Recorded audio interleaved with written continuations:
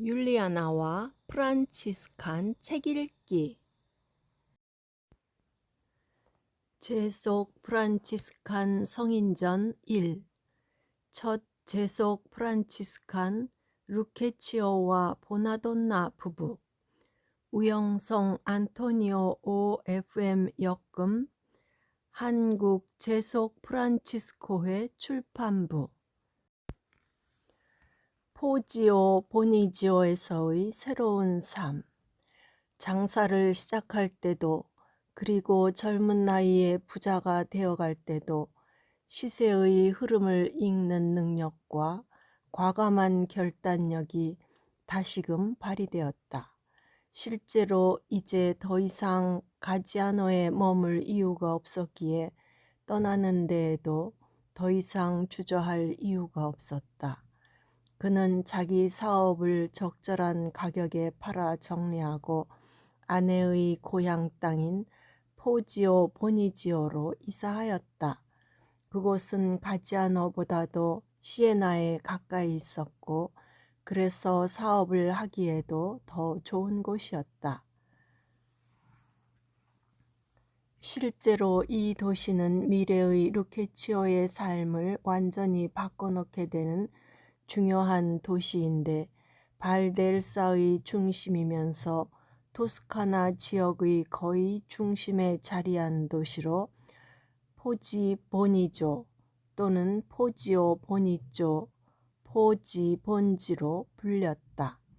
요한 빌리아니가 아름다운 성벽과 첨탑이 있고 아름다운 성당들과 본당들, 그리고 부유한 대수도원이 있으며 대리석과 화려하게 치장된 대단히 아름다운 분수들이 있는 사람들이 거주하기에 좋은 도시로서 이탈리아에서 가장 튼튼한 성들 중에 하나라고 자신의 연대기에서 감탄하고 있지만, 현재는 13세기 말 피렌체 공국에 의해서 결정적으로 파괴된 잔해와 그 샘들과 성벽만이 옛 화려함을 알려주고 있으며 엘사 교구의 변두리에 포지 본시로서 남아있을 뿐이다. 어쨌든 이 도시로 옮기면서 무엇보다도 이제껏 심신이 지쳤던 아내 보나가 제일 좋아하였다. 그러나 한편으로 숭숭장구하던 자신의 인생에서 사업 실패로 인해 어쩔 수 없이 자신의 기반을 온통 버리고 떠나와야 했던 루케치오의 마음은 착잡하기 그지없었다. 더구나 이사온 곳에서 아내의 도움으로 거처를 마련하였다는 사실은 시골 출신이며 귀족이 아닌 루케치오 자신의 현실을 다시금 확인하게 만들었으며, 비록 아내 보나가 그를 무시하거나 무능한 사람으로 결코 보지 않고 그렇게 대하지도 않았으며 그의 아내로서 여전한 사랑으로 그를 대하였지만, 루케치오 본인 스스로 다소 의기소침해지고 괜히 위축되곤 하였다. 그러나 루케치오는 아직 젊었고 또한 한 번의 실패로 주저앉을 사람이 아니었다. 오히려 이번 실패가 그에게 집념을 더욱 강화시키는 계기가 되었다. 그는 아무런 기반도 없는 이 새로운 땅에서 다시금 일어서야 한다고 느꼈다. 사실 그의 마음속 야심은 그 수준을 넘어서서 귀족의 딸인 아내 보나와 대등한 위치, 아니 그보다 더 큰 힘을 발휘할 수 있는 위치, 다시 말하면 가지아노에서 어설프게 얻었던 위치가 아닌 확고한 위치에 다시금 올라서고야 말겠다는 욕망이 꿈틀거렸다. 이 욕망을 쉽게 그리고 빨리 달성할 수 있는 길이 무엇보다도 돈이라는 사실을 잘 알고 있던 루케치오는 다시는 실패를 하지 않기 위해서 독해졌다. 시세의 흐름을 읽는데 뛰어난 능력을 지녔던 그였기에 새로운 지역에서 가장 빨리 돈을 벌 수 있는 사업을 물색하였으며, 그 지역의 특성으로 볼 때 가지아노보다도 사업을 일으키는데 더 유리하다는 결론을 내렸다. 실제로 그곳은 발델사로 흐르는 강을 끼고 넓은 초지에 양과 소와 말과 돼지 등 다양한 동물들을 키우고 그것으로 만들어진 유제품들이 생산되고 포도와 기타 작물들도 풍요로운 곳이었다. 그리고 중세 정치, 경제, 문화, 특히 금융활동의 중심지였던 피렌체와 시에나가 바로 이웃에 있으면서 북쪽 또는 동쪽에서 로마로 갈 때 거쳐가는 교역의 요충지이기도 하였다. 수많은 귀족들과 상인들이 이 지역을 중심으로 모여들었고, 더구나 십자군 전쟁과 더불어 동서교역이 활발해지면서 상인들이 부를 쌓기에 대단히 좋은 환경이었다. 실제로 이탈리아에서 포지오 보니지오는 가장 힘있는 자치 도시 중에 하나였으며 도시는 풍요로움으로 넘쳐났다. 루케치오는 도시에서 장사를 처음 하는 여느 시골 사람들처럼 처음에는 다소 두려움도 지니고 있었다. 그러나 곧 두려움을 떨치고 고기를 파는 정육점을 차리고 치즈와 우유 등 다른 유가공 제품들로 사업을 확장해 나가기 시작하였다. 그뿐 아니라 이어서 그 지역의 들녘에서 생산되는 곡물 판매상으로 장사를 확장시키면서 어느덧 소매업자가 아닌 도매업자로서 그 지역에 뿌리내리기 시작하였다. 실제로 그의 타고난 부지런함과 과거의 경험에서 얻은 더욱 능수능란해진 사람 다루는 재주는 얼마 안 되어 많은 사람들을 자신의 상점에로 끌어들였고, 더불어 많은 돈도 그의 수중으로 흘러들어왔다. 그럼에도 그는 만족할 수 없었고 여전히 배가 고팠다. 무엇보다도 그는 아내를 너무도 사랑했고 사랑스런 두 자녀들에게 아무런 부족함이 없어야 한다고 믿었다. 그녀가 얼마 전에 유산으로 받은 그 집을 세니 가문에서 결코 상상할 수 없을 정도로 값비싼 고급품과 예술품으로 장식하고 채우기를 원했다. 그것은 더 많은 돈, 더 많은 현세적 재물을 벌어들이는 것을 의미했다. 그는 장사하는 틈틈이 자기 사업을 확장시키고 더 많은 돈을 벌 수 있는 길을 찾으면서 그 지역에만 국한된 사업이 아니라 십자군 운동과 함께 이루어지던 동서간 무역업자들의 일원이 되어 대외적으로 성장할 길을 찾고 있었다. 이미 포지오 보니지오 위쪽으로는 프랑스와 피렌체, 베네치아, 남으로는 시에나와 저 멀리는 시칠리까지, 심지어 동방으로까지 규칙적인 무역로가 트여 있었고 그 길목에 있었기 때문이다.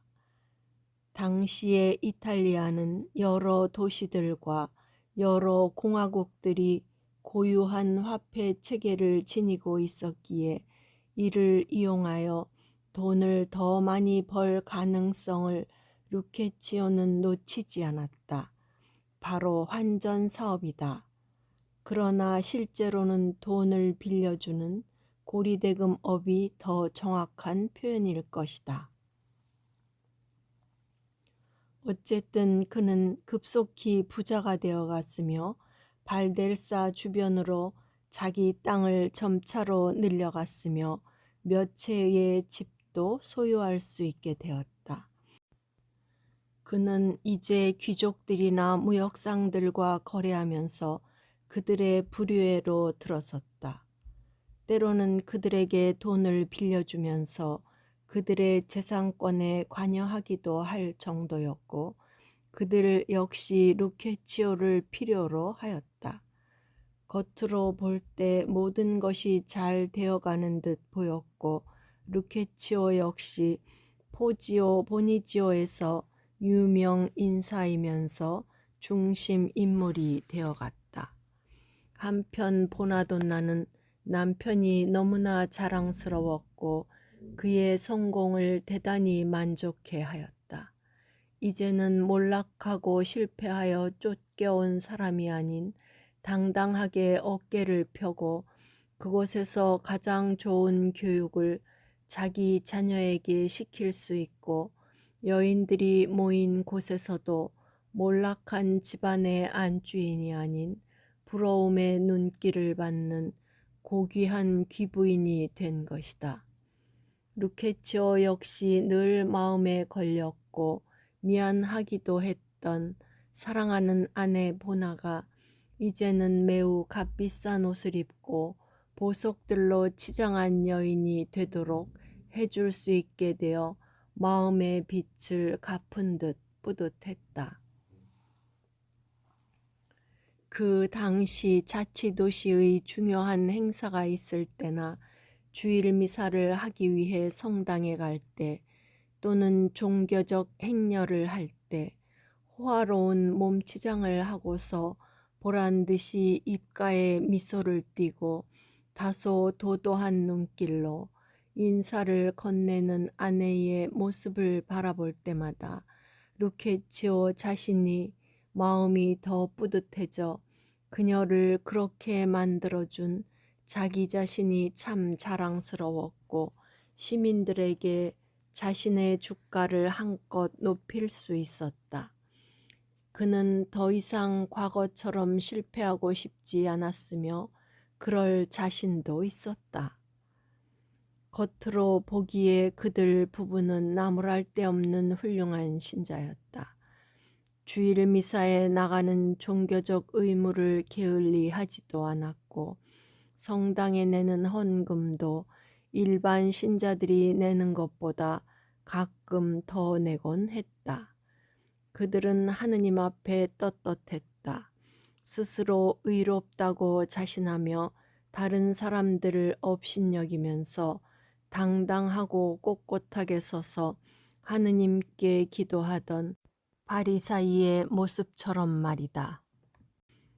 그러나 이런 모습은 의당 루케치오만의 모습이 아니었다. 그 당시 자치도시에서는 수공업, 교역 등으로 거리에 활동하는 사람들이 붐비고 있었고 생활 형태도 크게 변화되고 있던 시기였다. 과거에 귀족이 독점하던 자본이 상인들의 주머니를 채우면서 투기와 고리대금업을 통해 벼락부자가 된 이들도 많았고 또한 이런 거래 형태가 양심에 아무런 꺼리낌도 주지 않고 정직한 형태처럼 인정되고 있던 시기였고 따라서 일반 시민들조차도 기회만 되면 자신들도 그렇게 되고 싶어하던 때였다. 어쨌든 신앙과 실제적 삶의 조화와 통합 없이 신앙생활을 하던 때였다. 그들은 성당에 다니면서 아무도 두 주인을 섬길 수 없다. 하느님과 재물을 함께 섬길 수 없다는 복음의 말씀을 들었지만 자신들이 만몬에 사로잡혀 있다는 사실을 잘 알지 못하고 있었다. 프란치스코야, 왜 너는 주인이 아닌 종을 섬기려느냐? 며 프란치스코가 스플레토에서 들었던 이 음성이 아직은 루케치오에게 들려올 때가 되지 않았던지 그는 돈을 섬기는 종이 되어 있었다. 만일 루케치오가 비단 옷을 걸쳐 입고 포지오 보니지오 언덕 위로 올라갔을 때 주님을 만나 가서 모든 것을 팔고 가난한 사람들에게 주고 나를 따르라고 주님이 명하신다고 하여도 그는 그런 소리를 듣고 싶지 않았을 것이고 아직은 그런 만남을 원치 않았을 것이다. 그는 여전히 자기 재물의 감옥 속에 갇혀 있다는 것을 알지 못하고 있었고 자신이 선택한 주인인 만몬의 심연 속에 눈이 멀어 있었기 때문이었다. 결국 같은 시기에 프란치스코가 가난 부인과의 거룩한 교제 속에서 참된 행복의 길로 걸어가는 그 순간에 루케치오는 재물이 이끄는 수렁 속으로 계속 걸어가고 있었다. 그의 장사가 한창 번창하여 정점에 이르렀다고 생각했을 때 루케치오는 더욱 큰 돈을 벌 수 있는 기회를 찾아냈다. 당시 이탈리아에서 잔인한 전쟁들이 빈번하게 일어나서 그때마다 식량이 늘 부족하곤 했는데 침략하던 병사들이든 후퇴하는 병사들이든 모두 그것을 약탈하곤 하였기 때문이었다. 아직 평화로운 풍요의 시기에 이런 식량들을 값싸게 사두었다가 전쟁 때 또는 그 직후 어려운 때에 판다면 대단한 수익을 남길 수 있다는 생각이 루케치오의 머리를 스쳤다. 이것이야말로 단시간 내에 자신의 사업을 확장하여 대상인들의 무리에 끼일 수 있고 사회적으로도 확실한 힘을 얻을 수 있고 경우에 따라서는 그 도시의 가장 힘있는 유지가 될 수 있겠다는 생각이 머릿속에 계속 맴돌았다. 그는 돈의 노예가 되어 있었기에 이것이 죄가 될 수 있고 피해를 입힐 수 있으며 원성을 듣게 될 것이라는 것을 아직은 생각하지 못했다. 이제까지 그가 행한 모든 사업 시도들이 성공했듯이 이것도 성공하리라 믿고 그는 즉시 행동에 나섰다. 그는 먼저 골목의 소상인들의 곡물을 사들이기 시작하였고 이어서 중간 상인들의 것들도 싼 값에 사들이기 시작하였다. 닥치는 대로 사들이게 되면서 갑자기 곡물이 귀해지기 시작했고 값이 뛰기 시작하였다. 매점매석하는 루케치오의 투기는 순식간에 시장에 혼란을 일으켰고 사람들은 이제는 울며 겨자 먹기로 그에게 판 것보다도 더 큰 돈을 얹어서 그에게서 다시 사와야 했다. 수많은 상점들이 문을 닫았고 장사하던 사람들이 거리로 내몰리게 되었다. 원망과 원성이 퍼져나가기 시작하였고 굶주리게 되는 희생자들이 생겨나기 시작하였다. 자기의 사업에만 몰두하고 성공에 도취한 그는 자기 주변에 생겨난 이런 불행한 이들을 돌아볼 여유가 없었고 관심도 없었다. 그러던 어느 날 굶주림 때문에 가족들이 거리로 내몰리게 된 희생자들 중 한 사람이 미사가 끝난 후에 터벅터벅 길을 따라 자기 집으로 가다가 잠시 나무 그늘에 쉬고 있는데 여러 값비싼 장식들이 달린 화려한 옷을 입은 한 상인이 자기 쪽으로 걸어오는 것을 보았다. 아마도 부유한 상인들이나 귀족들과 인사하고 대화하다가 조금 늦게 성당에서 빠져나오는 모양이었다. 그런데 그 사람이 자기 앞을 스쳐 지나갈 때 그가 바로 루케치오 상인이라는 것을 알았다. 루케치오는 의뢰하듯이 어깨에 힘을 주고 그 앞을 스쳐 지나 자기 갈 길을 가고 있었다. 루케치오가 자기 앞을 지나갈 때 의례적으로 고개를 숙이던 그 가난한 사람은 자신을 지나쳐서 저 앞으로 걸어가는 루케치오의 뒷모습을 바라보다가 갑자기 화가 치밀어 올랐다. 자기가 이렇게 길거리로 나앉게 된 것은 고사하고 자기 가족들을 굶주림에 빠뜨린 사람이 바로 저 사람 때문이라는 생각에 분노를 주체할 수 없었다. 그는 더 이상 잃을 것도 없었다. 그는 즉시 달려가서 루케치오의 앞을 가로막아 섰다.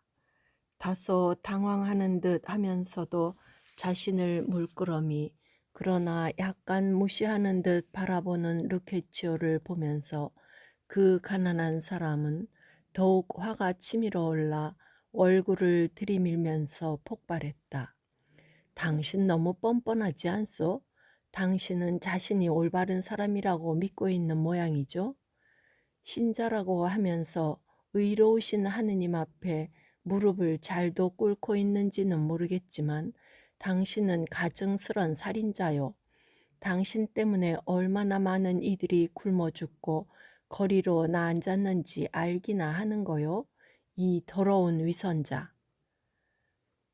그러고서 그는 분에 겨워 발을 구르고 그 앞에서 땅바닥에 침을 뱉고는 뒤돌아서서 오던 길로 가버렸다. 아닌 밤중에 홍두깨라더니 날벼락을 맞은 사람처럼 큰 충격을 받은 루케치오는 멀어지고 있는 그 사람의 뒷모습을 멍하니 바라다보고 있었고 정신이 멍해져서 한동안 발을 떼어놓을 수 없었다. 하느님께서는 프란치스코에게 하셨던 방법과는 달리 루케치오에게 가난한 이를 통해서 일격을 가하셨고 재물이 그를 끌고 가던 기나긴 나락의 길을 이런 식으로 비추어 깨닫게 해주셨다. 잠시 뒤 정신을 차린 그는 터벅터벅 자기 집을 향해 걸어가기 시작했다. 성당을 나섰을 때에 그 의기양양하며 당당하고 힘있던 발걸음이 이제는 휘청휘청 겨우 발길을 떼어놓을 수 있을 지경이었다. 그는 혼란스러웠다. 내가 살인자라고? 내가 위선자라고? 이것이 무엇인가? 내가 무엇을 잘못했는가? 최근까지 해온 나의 일이 잘못이라도 된다는 말인가? 나로 인해 피해를 입은 사람이 있었다고? 어떻게 해야 하는가? 머릿속으로 온갖 생각들이 얽힌 실타래처럼 복잡해서 정리가 되지 않았다. 어쨌든 세차게 두근거리는 마음부터 일단 차분히 가라앉히고 좀 정리할 시간이 필요했다. 그는 아내가 유산으로 받은 아름다운 집을 향해 힘없이 걸어가면서 이 충격적인 사건에 대해서 아내에게는 말하지 않는 것이 좋겠다고 느꼈다. 자기도 아직 이렇게 혼란스럽고 정리가 안 된 상황인데 아내에게 설명하기도 어렵거니와 귀족이면서 이런 화려한 삶을 즐기고 있는 아내가 이 사실을 알게 되었을 때 받게 될 충격과 상처를 생각해 보니 말하지 않느니보다 못한 결과를 가져올 것 같았다. 그는 진심으로 아내를 사랑하고 있었고 과거 이곳에 이사 오기 전에 자신으로 인해 생긴 수많은 일들로 아내가 피해를 입었던 것을 생각하면서 아내가 더 이상 자기로 인해 상처를 입거나 피해를 당하기를 원치 않았다.